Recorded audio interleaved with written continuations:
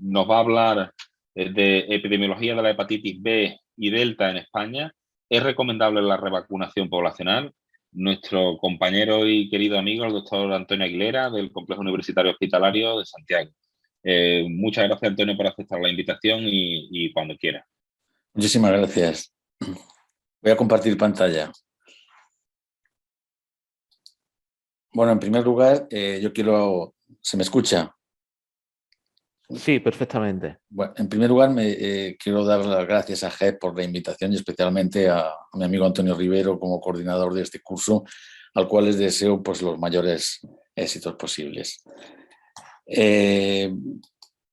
A mí me ha tocado hablar de lo que es la epidemiología del virus de la hepatitis B y D o delta aquí en España, ¿no? Y yo quiero empezar diciendo que conocer la epidemiología de estos virus es importante por dos razones, ¿no? Porque, bueno, son dos enfermedades infecciosas, tanto la hepatitis B como la delta, que van de la mano y que evidentemente pues son importantes, la B fundamentalmente porque tiene una morbilidad y una mortalidad muy elevada. De hecho, pues según datos de la OMS en el año 2019, pues había 300 millones de personas con infección crónica por virus de hepatitis B, ¿no? Y de hecho el número de fallecidos ese año pues rondó la cifra de las 820.000 defunciones.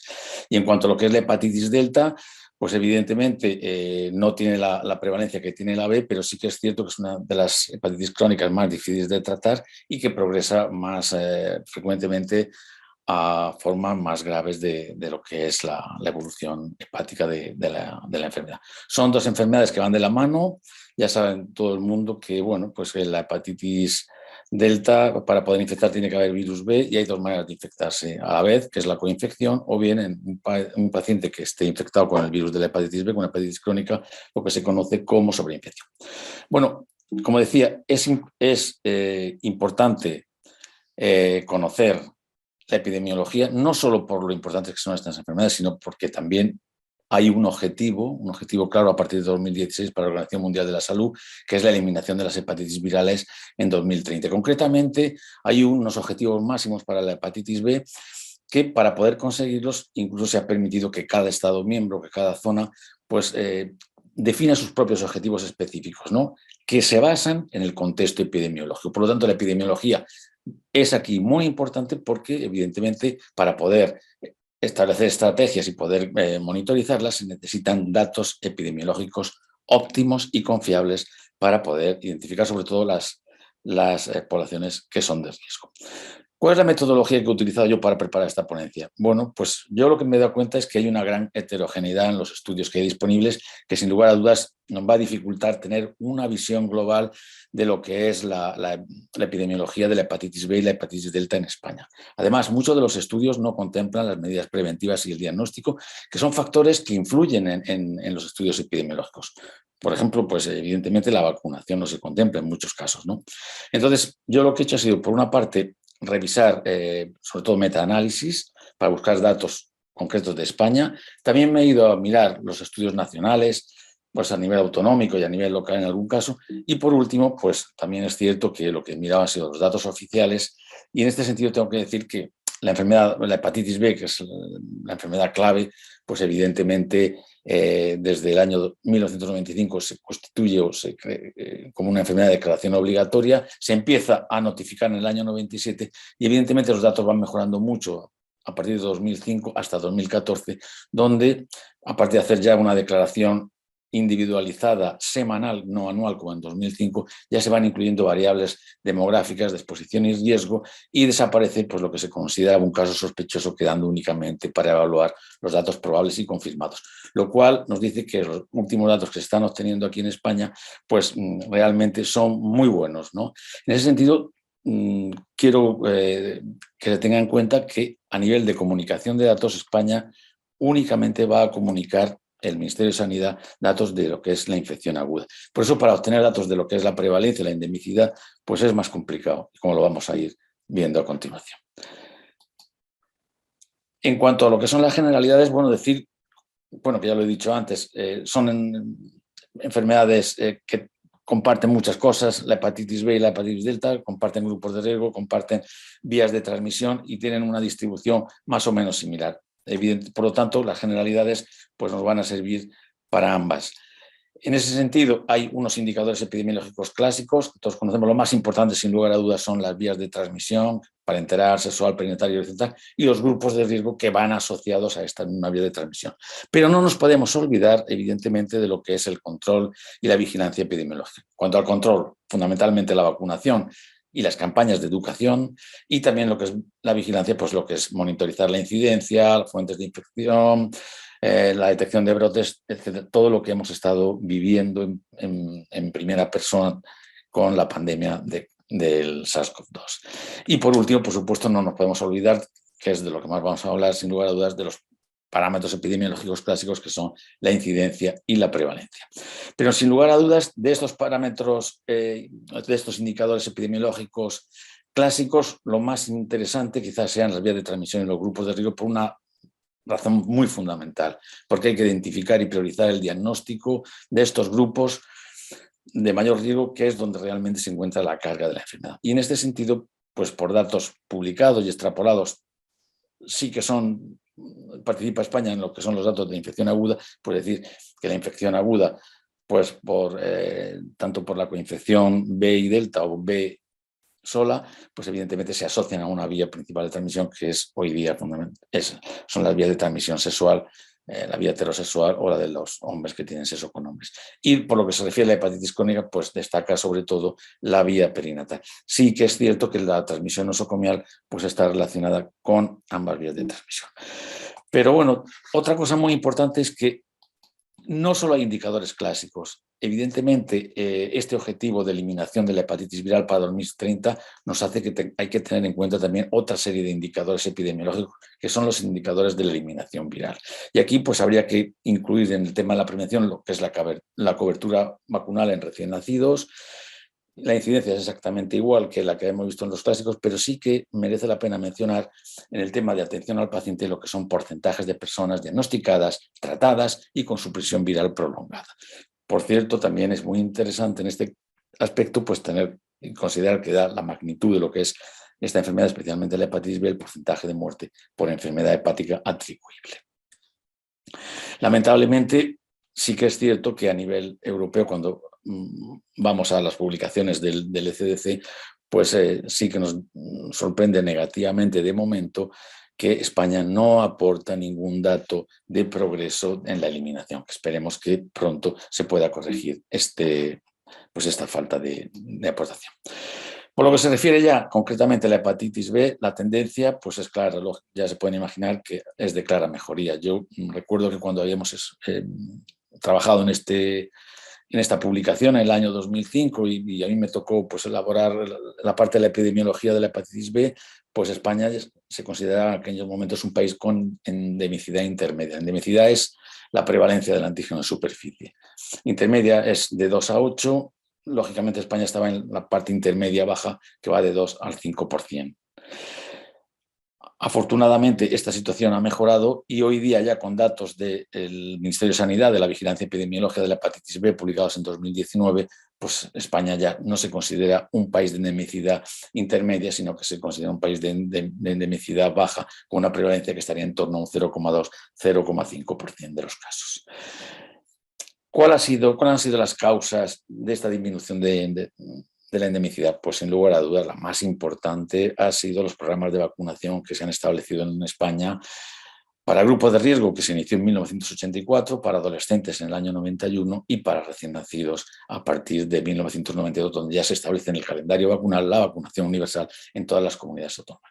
Esta publicación de Lluís Salleras ya pone de manifiesto en el año 2007 que el efecto de los 12 años de vacunación, desde que se había iniciado esta campaña universal, pues lo que conllevaron era efectivamente a este hecho, a la reducción de la endemicidad y pasar a un tramo inferior, que es el de endemicidad baja, como la mayoría de los países desarrollados. Pero no solo a la vacunación se ha debido la disminución de la endemicidad, hay otros factores muy importantes que hay que tener en cuenta.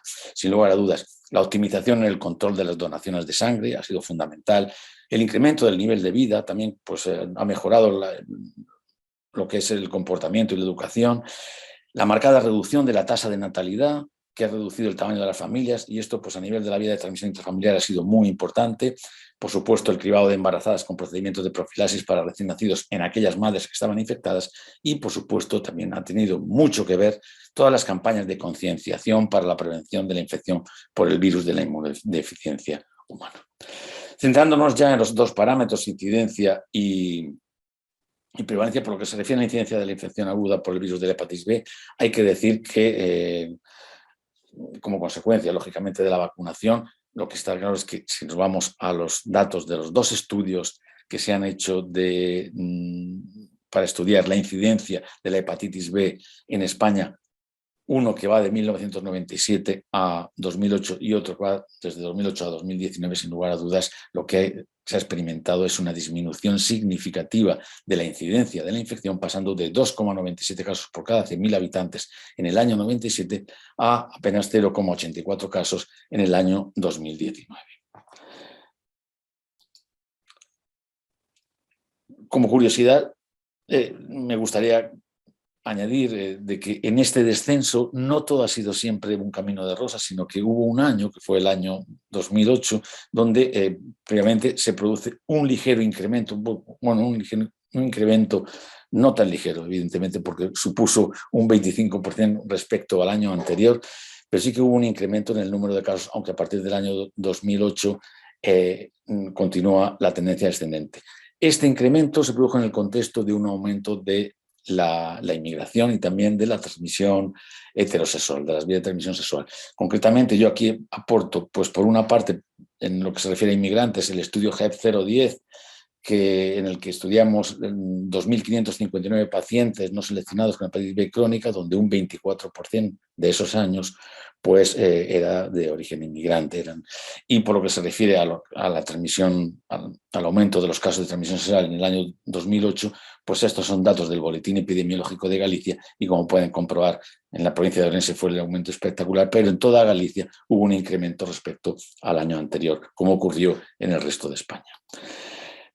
¿Qué datos, si ponemos la lupa, nos pueden llamar la atención de esta evolución en la disminución de la incidencia? Bueno, pues lo que más nos llama la atención es la tasa o el ratio hombre-mujer, que es de casi 3, es decir, es muy superior en los hombres que en las mujeres. También, evidentemente, hay un desplazamiento en el tiempo, en los años, a pacientes con mayor edad, y esto se reproduce tanto a nivel de sexo en hombres y en mujeres. Es decir, conforme van pasando los años, pues evidentemente lo que es la incidencia es mayor en los grupos de mayor edad. ¿Esto es algo diferente a lo que se ha demostrado en Europa? Pues no, son datos muy similares. La tendencia es en la incidencia una disminución y un mantenimiento en cierta medida de la infección crónica, fundamentalmente porque también los tratamientos están dando sus resultados, y muchos de los pacientes a nivel de la detección de antígeno de superficie en la infección crónica, pues continúan siendo detectables, lógicamente, porque se prolonga la duración de su vida, sin lugar a dudas. En cuanto a lo que es la prevalencia, pues si nos vamos a los datos de los estudios nacionales de seroprevalencia que se han hecho en España, uno en el año 96 y otro en 2017-2018, pues vemos que también hay una disminución. En el año 1996, la prevalencia de la hepatitis B en España estaba en torno al 0,8%, y en el segundo estudio que se hizo en 2017-2018 y que se publicó en 2021, pues ya nos encontramos con una prevalencia del 0,22%. O sea que hay una diferencia muy significativa. Esto es por lo que se refiere a los estudios de seroprevalencia. Si vamos a analizar los metaanálisis que se han hecho, pues recopilando todas las publicaciones, pues el primer estudio que se publicó en el año 2015 le atribuían una prevalencia a España del 0,34%. En el año 2016 tenemos el estudio del Observatorio Polaris, que es una entidad que se caracteriza por hacer los estudios epidemiológicos fabulosos, y estaría en torno a un 0,6%, con un rango de un 0,4, un 0,9, y ya publica, pues esto para población, por supuesto, población general, y los primeros datos del ECDC para población general también mediante un metaanálisis los tenemos en el año 2016, y los situarían en torno pues, a un 0,7-0,8%, muy similar al del Observatorio Polaris. Evidentemente, un estudio muy interesante es el que realizó Hofstad en 2017, donde bueno, pues se puede comprobar que en población general la prevalencia es superior a cuando se utilizan embarazadas como población general o donantes de sangre. Esto lo volvió a comunicar en el año siguiente, en 2018, el ECDC, los mismos datos, y lo que viene a poner de manifiesto que es el sesgo que pueda haber o la subestimación, cuando se van a utilizar estas poblaciones como población general, es decir, donantes de sangre o embarazadas. También datos del ECDC, si nos vamos a los grupos de riesgo, pues lógicamente la prevalencia de la hepatitis B que vamos a encontrar es muy superior a la que hemos visto para población general en España, con independencia de que puedan estar o no coinfectados con el virus de la inmunodeficiencia humana. Así tenemos que para usuarios de drogas estaría en torno al 11 y el 7,6%, para hemodializado un 7,6% y para hombres que tienen sexo con hombres y que además están coinfectados con el virus de la inmunodeficiencia humana, pues estarían en torno al 5,5%. Datos locales de aquí, de nuestro centro, que proceden de una tesis doctoral de una compañera de Rocío Trastoy, pues aquí cuando analizamos, haciendo un estudio de epidemiología molecular de la hepatitis B en el área sanitaria de Santiago, pues sí que encontramos también diferente endemicidad o diferente prevalencia en función del área geográfica que considerásemos. Es decir, en el área de lo que constituye las Rías Baixas, que es una zona que, como bien se sabe aquí en Galicia, pues ha tenido una historia de narcotráfico, de agresión muy importante, pues evidentemente lo que es la prevalencia de la hepatitis B es superior al resto, al área metropolitana rural, pero en conjunto pues obtenemos un resultado muy similar al que publica el CDC o al del Observatorio Polaris. Por lo que se refiere ya a la hepatitis delta, hay que decir que es muy difícil pues utilizar los datos de hepatitis delta por una razón, porque para que un estudio sea consistente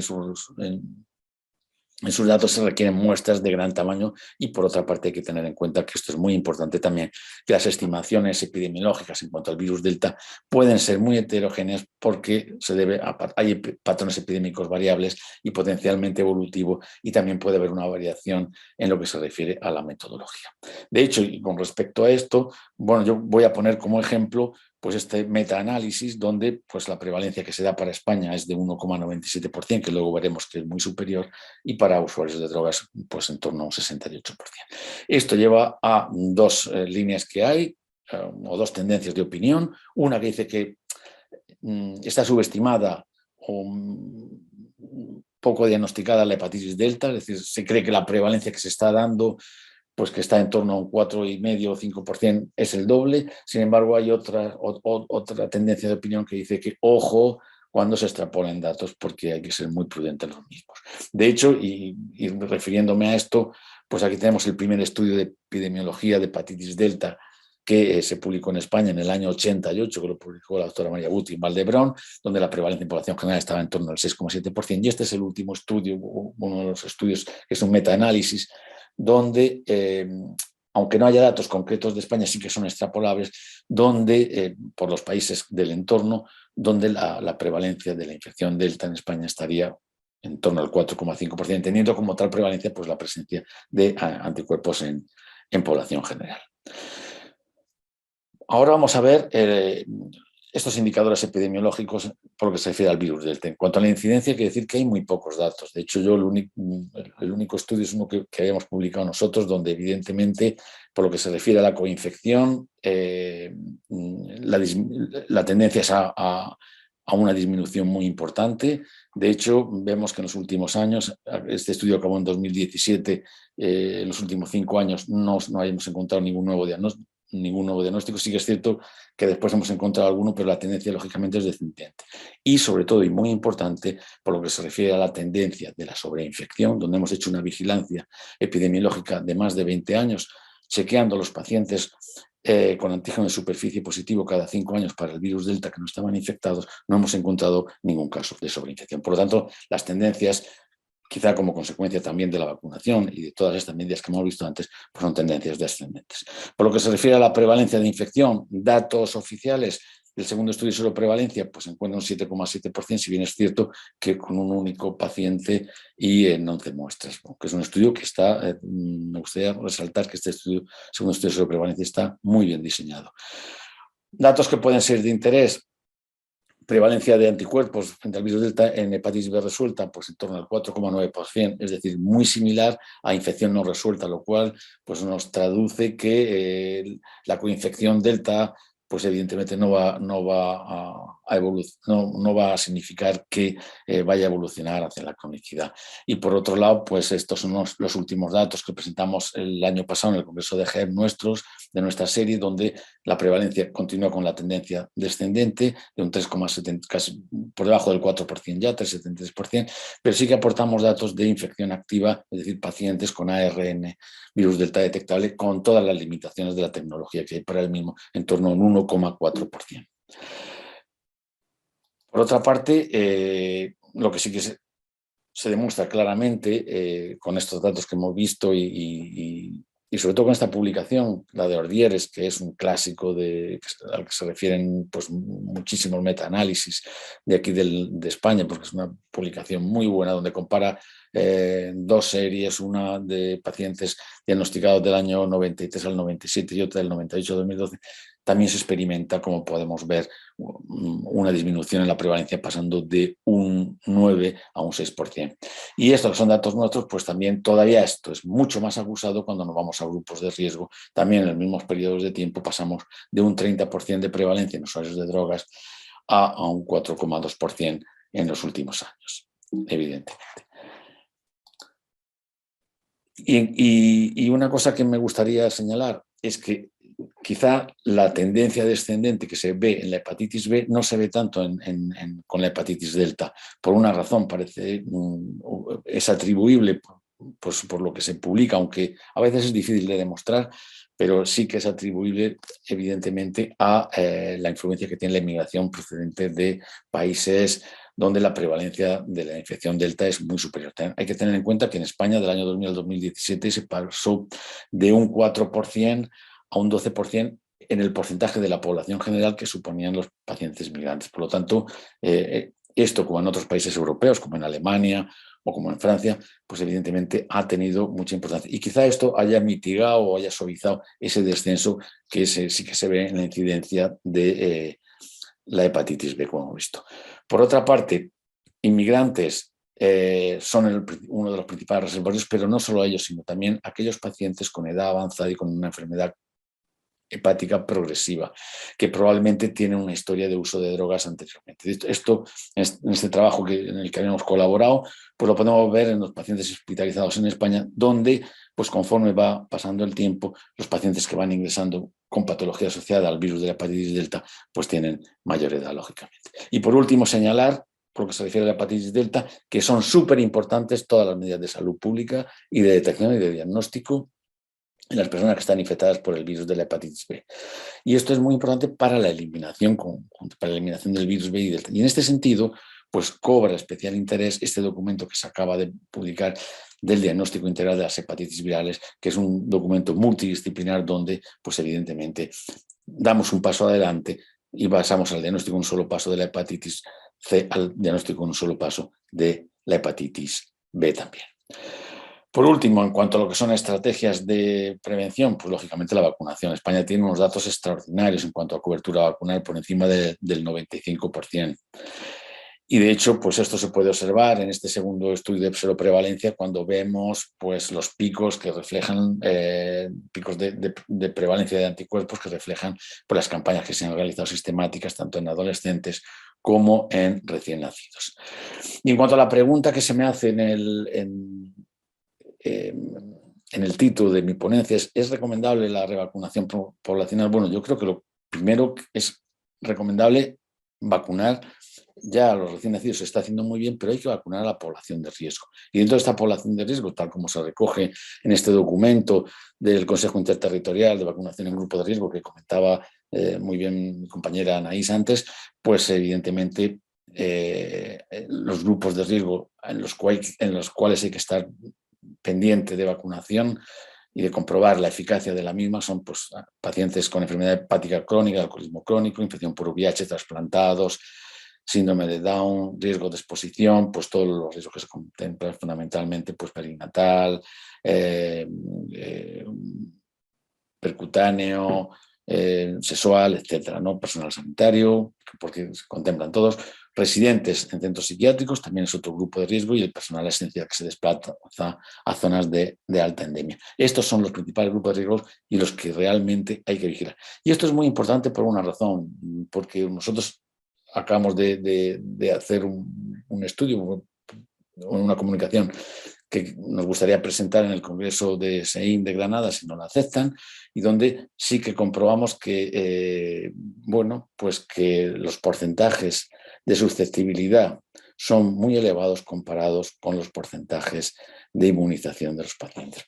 Por lo tanto, esto lo que demuestra es que en algunos grupos de riesgo y en algunas zonas en concreto, pues evidentemente habría que mejorar el tema de la vacunación, porque en estos momentos pues quizá la administración de la misma sea subóptima. Y para responder a la pregunta de la revacunación, pues yo me he tenido que ir a la documentación del ECDC. No hay ningún documento oficial en España que contemple la misma. La revacunación no es ni más ni menos que una dosis de refuerzo o bien todas las dosis de la vacuna completa.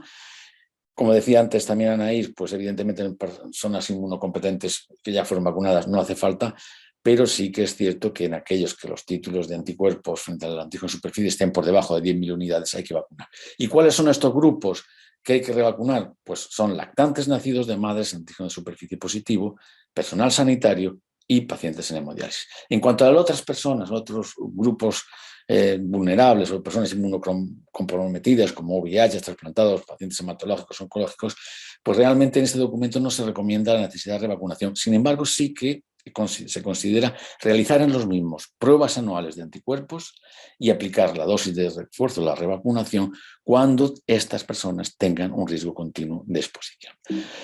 Y ya para terminar, pues me gustaría hacer una consideración final y quiero lanzar un guante a GEP para que lidere lo que voy a proponer, que es que yo creo que hace falta, por los datos que he estado viendo y que he estado analizando y tal, pues un gran estudio nacional, un nuevo estudio que actualice los datos que hay de prevalencia e incidencia, tanto hepatitis B como delta. Son enfermedades muy importantes. Hay que tener en cuenta las nuevas tendencias sociales, hay que tener en cuenta estos cambios migratorios que hemos visto, los nuevos tratamientos y sobre todo las estrategias de prevención y eliminación actuales. Y sobre todo, y muy importante, los estudios deben de centrarse en población general, porque la mayoría de los datos que disponemos, y probablemente a veces pues nos confunden, pues se han obtenido a partir de poblaciones de alto riesgo que en ningún caso son representativas de lo que es la prevalencia real de la infección por el virus de la hepatitis B y delta en España. Y nada más, muchas gracias por su atención y espero a las preguntas. Muchísimas gracias, Antonio. Muchas gracias por tu ponencia. Estoy seguro que la Junta Directiva de GEP te recoge el guante del estudio que propone y vamos, seguro que apoyamos el que se haga.